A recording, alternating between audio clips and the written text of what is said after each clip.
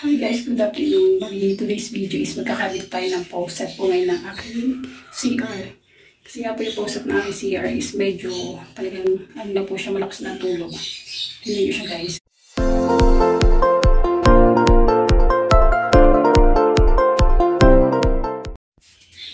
Ganito na siya guys. Pagka tinanggal ko to. Tapos po kasi ng tulog nito.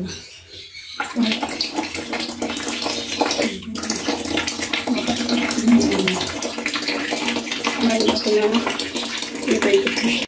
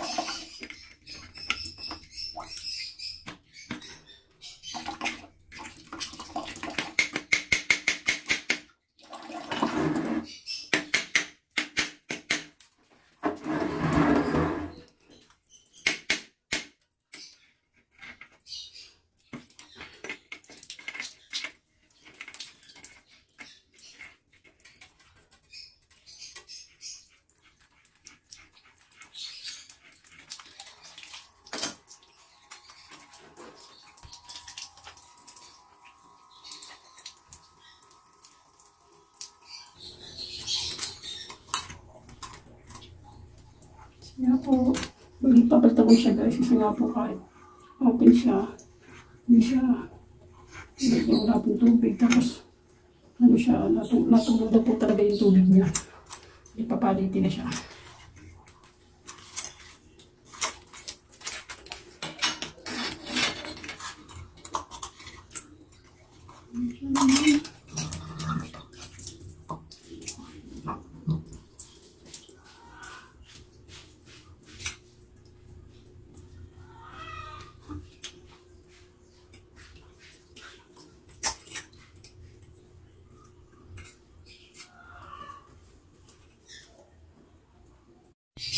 Hindi guys, papalitin na po talaga siya kasi nga po tumutulo na siya. Kahit po anong ginawa ko na ng paraan, tumutulo pa rin siya. Bali ngayon po is papalitan ko na po siya. Ito po, today is tubero po muna tayo. Tubero for today's video. Ito siya guys. Palitan ko po muna. Ito yung ipapalit ko. Ito po yung bago. Ito yung pinagpalitan. Bago.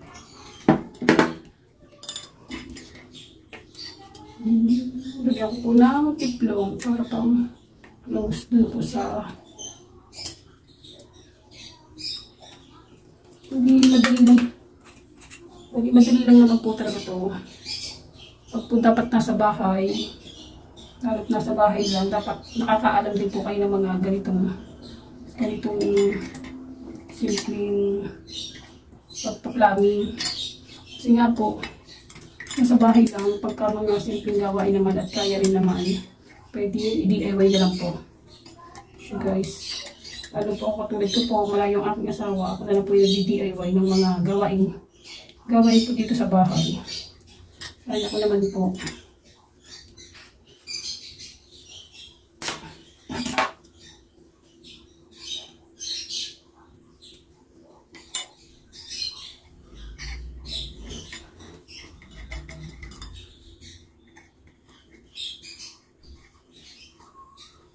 Tapos wala siyang tagas para maiwasan yung pagtagas ng tubig.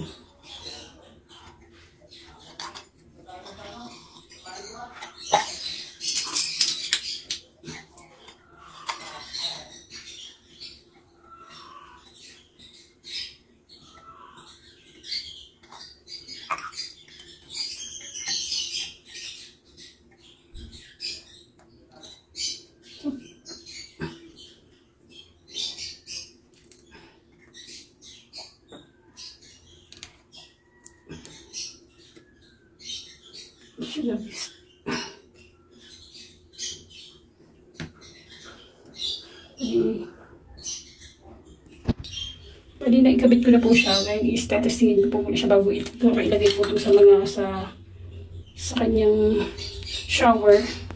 Bago ko ilagay sa shower, try ko po muna kung nagana na yung aking tubig. Bali, open ko po muna siya doon sa main main switch niya ng tubig.